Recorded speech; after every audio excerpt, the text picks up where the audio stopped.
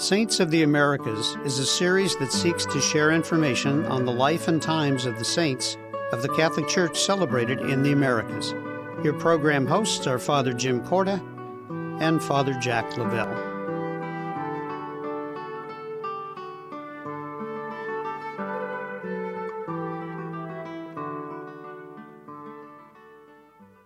Welcome to our show. We're going to talk about Father Walter Cisek. It's interesting because this priest who was born in 1904 in the Shenandoah Valley in Pennsylvania really did not spend all his life in the United States, but spent many years as a missionary overseas in the Soviet Union, which is very unusual. And we'll talk a little bit about that, but let's talk about his beginnings. He was probably an unlikely candidate for the priesthood, but this was something that he always wanted to do. Oh, absolutely. Though something he always wanted to do, but it came as a great surprise to his father when he told him. Prior to that, his parents had immigrated from Poland, but he, as you said, he was born here in Pennsylvania. By his own autobiography, he describes himself at times as a bully, as a street fighter, as a leader of a gang. We know so much so that this was part of his early life and his activities that were really kind of leading him in destructive ways. We know that his own father asked the police if they could just send him away to some reform school or to something like that. And so when that was discussed, that's the first time he tells his father, well, I want to be a priest. You know, I'm sure that at first the father probably thought this is just an excuse to get out of reform school, but he was very serious about this. And so we see this change in his life from this self-described street fighter and gang leader, candidate for reform school, ends up a candidate for the seminary.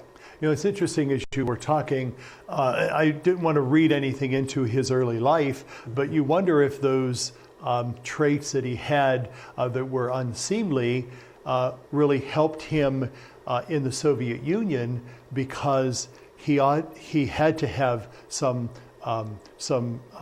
strength and some determination and some tremendous leadership in order to do what he did as a Jesuit missionary in the Soviet Union. So if he was a nice guy or very humble and quiet, those qualities may not have served him well in his missionary work in the Soviet Union. No, so absolutely. I would think having some street smarts would have served him a little better than being just a pure academic. Exactly.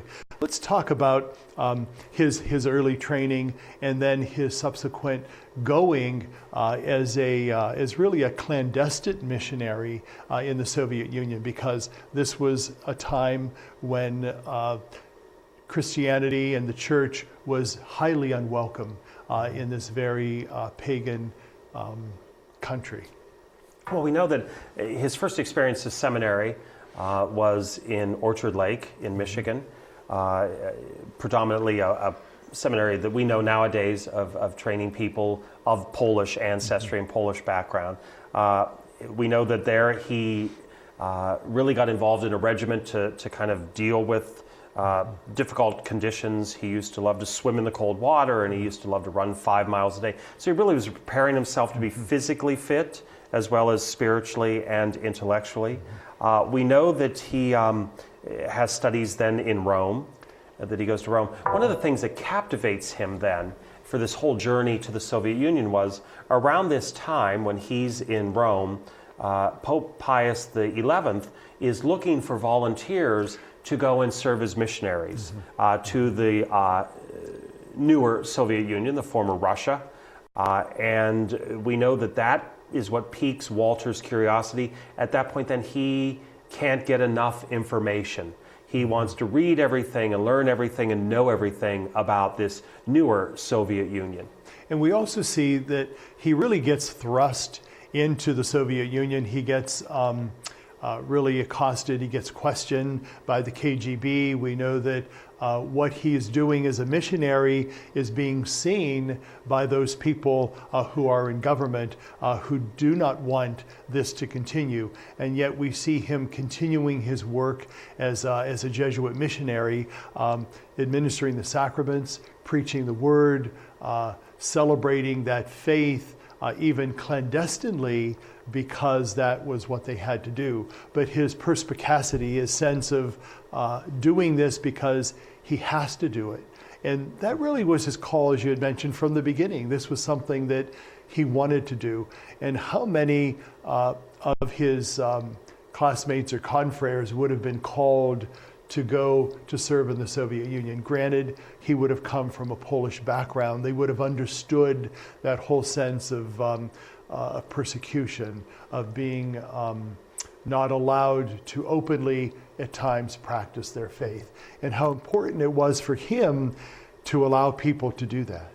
Exactly. And we know that he is so committed to the faith.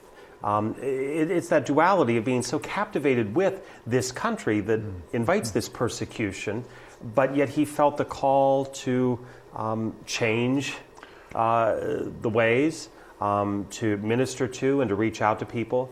We know that ultimately, though, it does bring about personal persecution for him. He is considered to be a spy for the Vatican. The stories even go that given a drug-laced tea, he confesses to being a Vatican spy. They then want him to spy for the Soviet Union. He refuses, and he's given a 15-year jail sentence of hard labor. And it's interesting how, as he is in this this prison setting, in this slave labor camp, that he continues to work by celebrating Mass, by doing some of the things that he is called to do as a priest and also as a missionary. And meanwhile, in the United States, his community really officially declared him as deceased because they hadn't heard from him. They didn't know where he was, what he was doing, because he was sent to this prison. And so it's several months later, towards the end of his sentence in Siberia, that he understands and that they understand that he's still alive. Yes. And the interesting thing is that he's released just a few months shy of his full sentence, but then he still is under the control of the Soviet Union. They don't permit him to leave. He has to stay in Siberia. A few years later, I think he's released in 55. He's still there in 63. The KGB summon him, and they, whether he's even aware of what's happening, they've been holding on to him because they figure he's of value.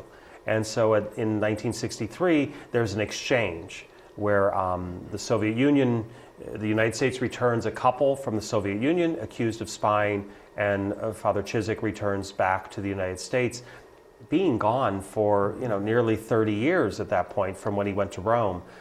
We know that he ends up at Fordham University as a professor and someone who gives retreats and finishes out his life there. Stay with us. We'll be back in a moment. The Society of St. Paul announces a new book on Padre Pio by Italian journalist Stefano Campanella. The director of Padre Pio Television gives readers an intimate insight into this saint who Pope Francis appointed as one of the great patrons of the Jubilee Year of Mercy. This edition can be found at St. Paul's Books and Gifts at 926 Boardman Poland Road, located across from the Olive Garden restaurant. This book on Padre Pio talks about his time in the sacrament of confession with countless of Catholic pilgrims and as a contemplative saint whose life was blessed in countless ways. Visit St. Paul's Books and Gifts Monday through Saturday from 11 a.m. to 6:30 p.m. or call 330-953-2443 or email at stpaulsbookstore@gmail.com to learn more about Padre Pio and many other great saints of the Catholic Church. I am Marino. Yo soy Marino. Marino, an American Catholic organization of priests and brothers, has been reaching out to those in need for nearly 100 years in 26 countries throughout the world. Missioners, workers, volunteers, supporters, we are all Marino. I'm Father Mike, and I am Marino. I am Marino. I am Marino. I am Marino. I am Marino. I am Marino. I am Marino. Welcome back to our show. Now we're going to talk about Catherine de Hueck Doherty. like the last saint we talked about, Walter Cisek, whose life could have been a novel, her life probably could have been a novel as well. We find this woman who is called Baroness because of her marrying a royal, make lots of changes and lots of interesting twists and turns throughout her life, but also being lifted up as a servant of God. So let's start with her early beginnings. As you said, it's almost like a novel. She's born in Russia. Her parents are aristocrats. Now, it's worth noting her father was a Russian Orthodox and her mother was Lutheran. Because of her father's work, being an aristocrat and probably a attaché or some type of diplomat, they traveled rather extensively during her young formative years. We know that she's been in Alexandria, she was in Istanbul. We know that that's when she first has her exposure to the Catholic faith. She's taught by Catholic nuns while there. We know that she speaks 6 languages and understands 3 others because of their great travel. But then that travel also would have exposed her to the poorest of the poor. Right. We know that in traveling these places, we have images during that time, there would have been in every train station beggars, just looking for a crust of bread. So although she's born into this opulence and this wealth, she's also exposed at an early age to deep poverty. And her parents, to their benefit and to their credit, they teach her about the poor, and they teach her about that responsibility to the poor. So that's her early years. But we know even at the age of 15 then, her life takes a turn when, as you said, she marries a baron, and she ends up with the title Baroness. We know that this is just prior to the beginning of World War I. Mm-hmm.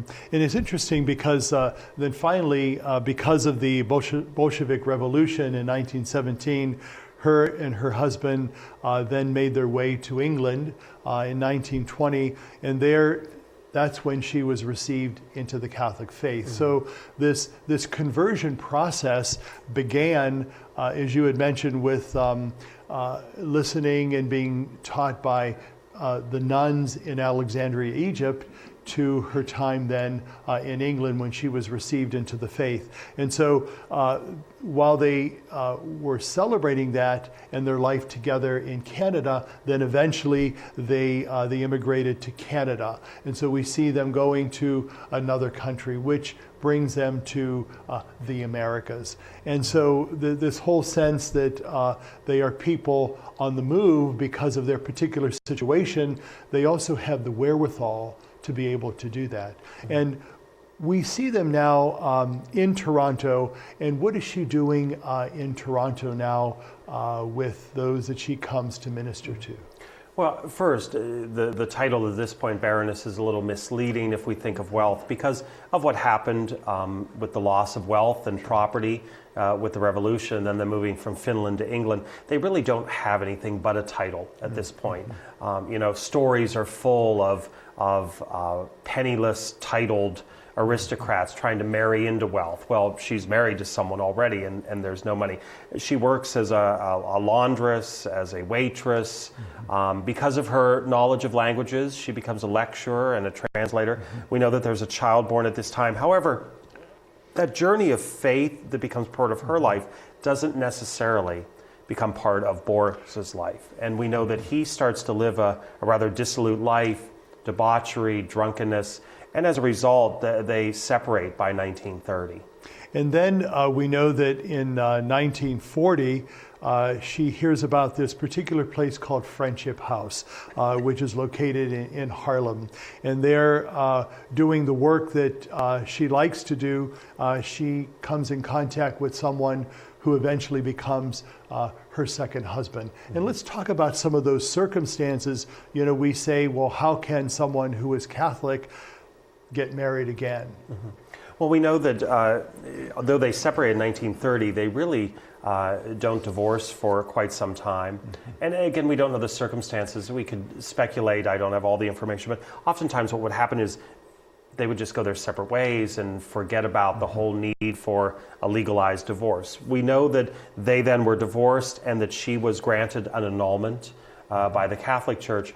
She marries, his name is Eddie Doherty, and he had been married twice before, but in both circumstances widowed. And so we know that he was free to marry, we would say, because there was no prior bond, if we want to get legally, with both of his spouses being deceased. He's not attached to anyone physically in this world. The annulment process for Catherine says that there was something lacking in the sacramental character of their union. Certainly her being age 15, perhaps her family married her off to this aristocrat, force, fear, fraud, those are some things that come into it. Whatever the circumstances were, the church recognized that he was widowed, she was annulled, and these two could come together in a marriage sanctioned by the church. And we know subsequently when they were married in 1943 that they did work together in this place called Friendship House in Harlem. But then obviously some things were not quite copacetic with them and the ministry that they were providing there. And so eventually they find a new apostolate, but it's not in New York. They find themselves in Canada. So let's talk about that subsequent travel to another country. They end up moving to Canada now. She had been in Canada before she found her way to Friendship House and to Harlem. But they move on and they found a new rural apostolate that they called Madonna House. And that was a community for both laity and priests committed to living the gospel values of charity, of dignity and reverence and respect for all. Now the members took vows of chastity and poverty and obedience, but except for the priests, the laymen and women were able to marry and able to live out lives much like Eddie and Catherine. We know, though, that this ministry invites them to write articles and books. Interesting turn for Eddie's life, though. We discover that he then goes to the Holy Land and studies for the priesthood in the Melkite Greek Catholic Church. And once ordained, he does return to Madonna House, and he dies in 1975. So again, another more contemporary story. And we know that Catherine, who wrote hundreds of articles and more than 30 books, by the time of her death in 1985, at the age of 89, there were 200 members of the community living in 22 mission field houses on 3 continents. So her apostolate spread it. Stay with us. We'll be back in a moment.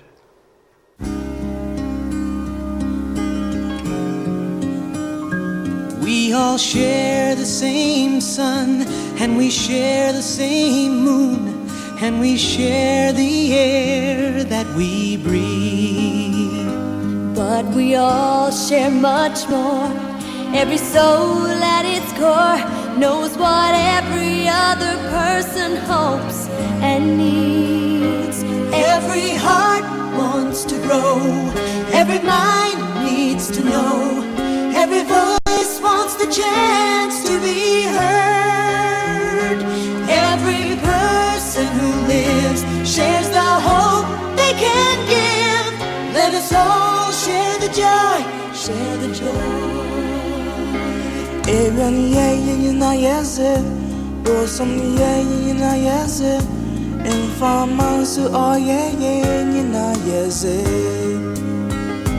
Còn chia sẻ hơn thế nữa, mọi trái tim ở trên thế gian cần biết đến mong mỏi như yêu của những người xa. Every person who lives shares the hope they can give. Let us all share the joy, share the joy. Every heart wants to grow, every mind needs to know, every voice wants a chance to be heard. Every person who lives shares the hope they can give. Let us all share the joy. By the time we can walk, each of us yearns for the joy that comes from being able to do for ourselves. Around the block or around the world, share the joy. Church World Service. My name is Sister Mary Claudina, and I run a home for abandoned children. I want to take care of children who have no parents, because luckily I come from a very loving family. There are 8 of us. We learn to care for each other, to love each other, to fight among each other, just to be a family. And I think that's what I learned from home, and I wanted to to share that with children who do not have that opportunity. 33 million Americans have descended into poverty. And as their futures fall, so does our nation's. Welcome back to our show. We're going to talk now about Father Emil Kapaun. You know, we mentioned in our first segment and second segment that their lives could be stories for novels. This one is very reminiscent of some of the war stories and war novels that we hear about and read about, and that maybe even some of our fathers participated in. So let's talk about Father Emil, and he was an army chaplain. He died very young, but let's try to fill in the gaps. Well, as we said, he was age 35 when he died in 1951. He dies in a POW camp in China, but during the Korean War. Now, for many people watching, you know, perhaps their exposure to a Catholic military chaplain during, you know, the Korean War might be Father Mulcahy in MASH. You know, and even there were moments of wonderful ministry, but that's a sitcom. You know, this life would have been very challenging and very difficult. And, you know, we have wonderful men of all faith traditions, but especially a great tradition of Catholic priests who have served as military chaplains, who put themselves in life's, in jeopardy. They go through the same rigors of belonging to the military. Why I point all of that out is it's not just a visiting priest to a campsite. This is somebody who's part of the military. He's part of these soldiers' lives. He's part of their company. He knows their struggles. He knows their challenges. But he's also there to minister to them and to lift them up. You know, as you were talking, it brought to mind this whole sense that as the Catholic Church tries to minister to people, there are groups that are sometimes forgotten, and sometimes we forget certain people or certain situations. As the church, we try to remember everyone. We don't do it all the time, but we try to do that. And our people in the military, above all, there's a particular apostolate that priests and religious have for those in the armed services, whether it's here in the United States and especially abroad. And there are many stories that we have heard, and many stories that people tell of those priests who have dedicated their lives to the service of God, especially to young people. And we know that World War II, the Korean War, very difficult, big turmoil times. And so this young priest who had this call as an army chaplain to serve God in this capacity had tremendous pain, tremendous suffering, and yet he continued to minister, continued to do his daily duties, and was lifted up as we call him this servant of God. But also it's interesting because when we talk about this particular servant of God, we know that he becomes a prisoner. And so he takes on a different dimension. He's no longer serving freely those Catholics or those people in the armed services, but now he is in this prison camp. And so his life changes. What actually goes on then in that particular life because of that dimension? Well, as you said, it's worth noting, he does get captured, and even the story of his capture, when he's captured, he's giving last rites to a soldier who has been shot. He's captured, but then, as we mentioned, even in captivity, that ministry continues. He finds himself ministering to his fellow prisoners. But you have to imagine what that must be like for him to himself know that he does not have freedom, that he is captive. He is going through the same turmoil, the same struggles, the same difficulties, the same nightmares and terrors of his own safety and well-being, but having to put a lot of that aside and to be a beacon of strength and support and encouragement for his fellow prisoners. So there really is that great challenge in his ministry that he would have never experienced, even in combat and even in the conflict. This takes on a whole new dimension where he has to really, it would be difficult for him to be able to really minister to the people if they saw him having all of the same doubts and anxieties they were. There's one thing where you witness by letting people know you're part of their struggle, but they also would have wanted him to be above that. And he had to balance that. Exactly. And as you were talking, it brought to mind someone like St. Maximilian Kolbe, who was thrust in the same situation. But there's that sense that he tries to rise above what is going on in this prisoner camp, still by ministering to them and helping. We know that these people who die in the prison camp have to be buried, and so he volunteers to bury them. He takes care of ministering to them, and eventually we discover that he himself joins that unfortunate lot.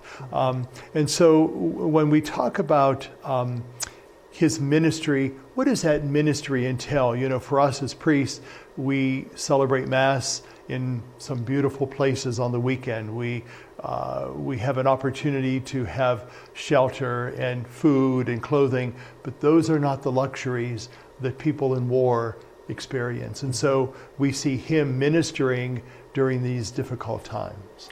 Well, and I would think there would be an even greater challenge in his ministry. As you said, not to make light of it and not to have us feel bad about our circumstance, or guilty, as it would be. You know, when you're celebrating the Eucharist in a beautiful church, it's maybe easier to see God's grace abounding or God's love and mercy for us. But to celebrate that same Eucharist or whatever form of Eucharist they could celebrate, I'm sure that the Chinese were not complying with wine and bread and those things. But to help them see the presence of God and to see his blessings in the most stark of conditions, with the unsanitary conditions and with death all around them, and each one wondering if they were going to be the next one. But to still be able to bring people to that hope of the journey to the kingdom. What an incredible challenge, but gift to his ministry. In closing, I'd like to read something that one of the lieutenants said. He said that the Chinese were afraid of him. They recognized in him a strength that they could not break, a spirit they could not quell. And that's certainly what elevates him as a servant of God, and certainly as an example to all those who are serving our armed forces, military throughout the world, those chaplains in all of the services. We pray for them, we thank them for the ministry, and we lift them up as we celebrate Father Emil Kapaun's life. Thank you for being with us. Have a good day, and God be with you.